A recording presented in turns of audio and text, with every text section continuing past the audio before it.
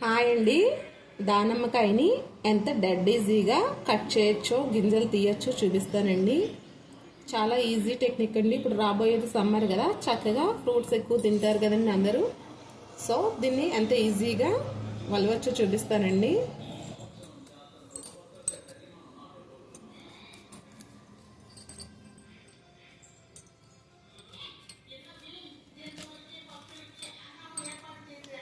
వీటిని కట్ చేసేటప్పుడు ఇలా పెద్ద చాకు యూజ్ చేయాలండి.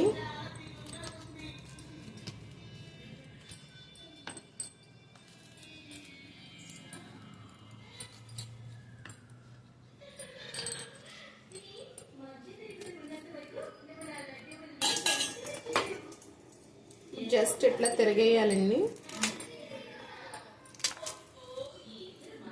ఇట్లా విడిపోతుంది. ఇలా పార్ట్స్ కింద అయిపోయింది కదండి. ఇప్పుడు దీన్ని ఒక్కొక్క షెల్ని తీసుకుంటామండి.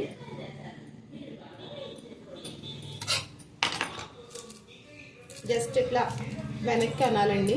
వెనక్కి అంటే చక్కచక్క గింజలని రాలిపోతాయి. చాలా ఈజీ అండి.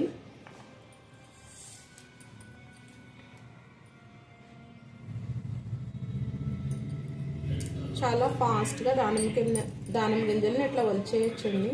అదిగో అప్పుడే ఒకటి అయిపోయింది. చేతులు అన్నవే నొప్పి రావండి, బోల్ టైం తీసుకోదు. చాలామంది ఇలా ఒలుచుకొని తినడానికి బద్ధకం వేసి టైం టేకింగ్ అని కొంచెం అవాయిడ్ చేస్తూ ఉంటారు కదండి ఫ్రూట్స్ తినేవాళ్ళు నెగ్లిజెన్సీగా. అట్లా కాకుండా చక్కగా ఈ పద్ధతిలో ఒలుచుకుంటే ఒక 10 కాయలనే అని ఈజీగా ఒలిచేయచ్చండి. చక్కగా కింద పెట్టుకుని కూర్చుని ఒక ప్లేట్ ఏదైనా పళ్ళెం లాంటి దాంట్లో పెట్టుకునండి. ఇలా అనేస్తే చాలండి, చకచకా రాలిపోతాయి గింజలన్నీ. చూసారా, కనిపిస్తుంది కదండి. ఇలా తిరిగేసి అనాలండి. మెల్లగా గుల్లగా అనాలి, చితకకుండా గింజలు. జస్ట్ అట్లా వాటిని వంక చూడాల్సిన పనే లేదండి.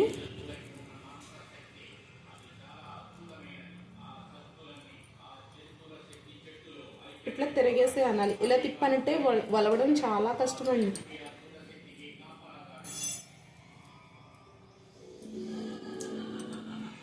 ఈ టిప్ మీకు అందరికీ నచ్చుతుంది అనుకుంటున్నా.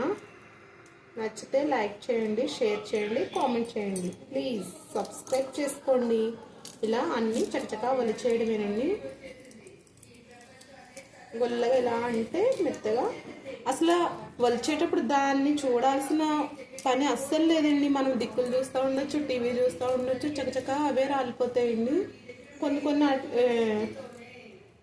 కొన్ని తయారీ లేని కాయలు ఉంటాయి చూసారా, అవి చాలా కష్టమండి. కొనుక్కునేటప్పుడు పెద్ద గింజలు ఉన్నవి మంచిగా పక్వానికి వచ్చిన కాయలు మాత్రమే కొనుక్కోండి. ఇది మెయిన్ కొనుక్కునేటప్పుడు. అలాంటి గింజలు కూడా చాలా టేస్ట్ ఉంటాయండి. తయారీ గింజలు మనకి తిన్నా కూడా మంచి జ్యూస్ ఉండి బాగుంటుంది. నోరు కూడా నొప్పి పెట్టదండి, గట్టిగా ఉండవు గింజలు. చిన్నగా ఉన్న కాయలు తీసుకున్నారా నోరంతా నొప్పి వస్తుందండి. నమిలి తినాలి, అందులో జ్యూస్ ఉండదు. పిల్లలు పెద్దగా ఇష్టపడరు. పులుపు కూడా అదే రకంగా ఉంటుంది. ఇలా ఉన్నవి మంచి టేస్ట్గా తీయగా కూడా ఉంటాయండి. ఇలా జస్ట్ ఇట్లా అంటే సరిపోతుందండి. ఇలా ఊడిపోయి పడిపోతుంది చక్కగా. అసలు చేయి నొప్పి లేకుండా వలిచేయచ్చు. నైఫ్ కూడా ఇట్లాంటి పెద్దది యూజ్ చేయండి అందరూ. కొంచెం పదును పెట్టుకుంటే నేను చూపించినట్టు ఒక వీడియోలో చేశాను కదండి, నైఫ్ ఎట్లా పదును పెట్టుకోవాలి. ఇలా అన్ని రకాల చాకులు పదును పెట్టుకోవచ్చండి. కోసిన ముందు చక్కగా పదును పెట్టుకుంటే చేయి నొప్పి కూడా ఉండదండి. నేను ఎప్పుడైనా దానిమ్మకాయలు తెస్తే ఒక 10 కాయలైనా తీసుకుంటాం కదండి మనం ఒకేసారి. అస్తమాను వలవాలి, చెత్త అంతా ఎత్తుకొని పోసుకొనే సరిపోద్దండి. బౌల్ అవుతాయి కదా ప్లేట్స్ ఇట్లా. అలా కాకుండా ఒకేసారి 5-6 కాయలు ఒక్కసారి ఒలిచి పెట్టేసి బాక్స్లో వేసేసి ఫ్రిడ్జ్లో పెట్టేస్తానండి. పిల్లలు స్కూల్ నుంచి రాగానే కొన్ని తీసుకుని తింటారు, మళ్ళీ నైట్ టైం తింటారు. అట్లా మేము 4గురికి సరిపోతుందండి. మాకు 4గురికి 4 కాయలు ఉన్నట్టు వలుస్తాను. ఒకవేళ పిల్లలు ఎక్కువ తింటే ఇంకొక ఎక్స్ట్రా వలుసుకుంటాం కదండి మనం. అలా చక్కగా ముందే ప్రిపేర్ చేసుకుని స్కూల్ నుంచి ఆఫీస్ నుంచి వచ్చేసరికి రెడీ పెట్టుకున్నాను అనుకోండి, చాలా ఈజీ అండి. ఇదిగో రెడీ అయిపోయినాయండి. చక్కగా బౌల్లో వేసి రెడీ పెట్టుకుని పిల్లలకి ఇచ్చేస్తే సరిపోతుంది. ఆఫీస్ నుంచి రాగానే వాళ్ళు కూడా ఫ్రెష్గా తింటారు. లేదా జ్యూస్ చేసుకుని వడబోసుకున్న రెడీ అయిపోతుందండి. ఈ టిప్ మీకు బాగా యూజ్ అవుతుంది అనుకుంటున్నాను. నేను చాలా ఇయర్స్ నుంచి యూజ్ చేస్తున్నాను కాబట్టి మీకు ఇది చెప్తున్నాను.